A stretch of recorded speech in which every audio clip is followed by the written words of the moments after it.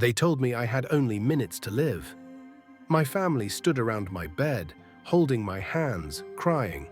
The monitor beeped slower, softer, until it was almost silent. But then, something happened.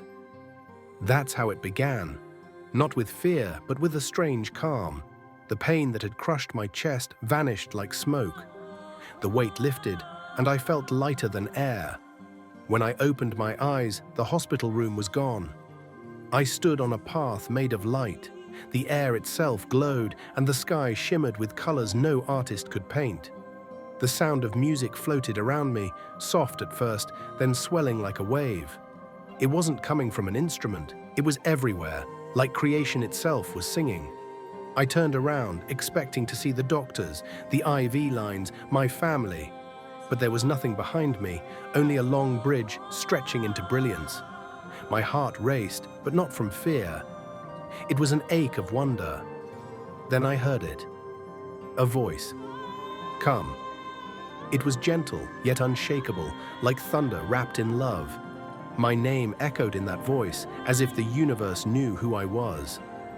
I stepped forward. Each step erased another layer of fear I didn't know I carried.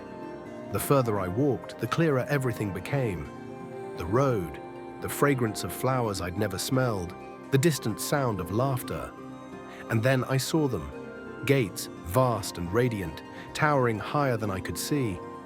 They weren't cold or heavy like iron. They seemed alive, woven from light and gold. Every detail pulsed with warmth. As I moved closer, I noticed movement on the other side. Silhouettes gathered, hundreds, maybe thousands. My chest tightened. Were they waiting for me? I stopped. My mind raced. Am I dreaming? Am I worthy to go in? Suddenly, a figure stepped forward from the crowd. My breath caught. It was my mother, her face young again, glowing like morning sunlight. Behind her, my father, my grandparents, friends I had lost too soon. Their eyes were full of something I could only call pure joy. But before I could run to them, I froze. A presence unlike anything I had ever felt filled the space. I didn't see him at first, but I knew.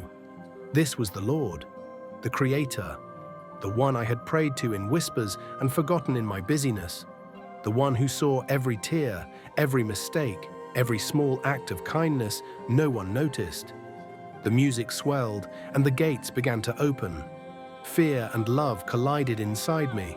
My knees weakened. I thought of all my failures, my doubts, the times I had turned away. How could I stand before him? But then that same voice called again, "Welcome home, my child." The words broke me. They weren't stern or disappointed. They were tender, full of understanding. In that moment, I realized he knew everything about me and loved me still. I stepped forward, and as I did, the light surrounded me like an embrace.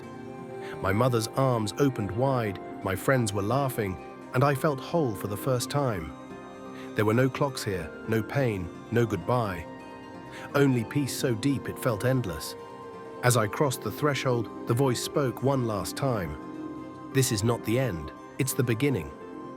And then I knew heaven wasn't just a place far away. It was the fulfillment of every promise, the home we were made for.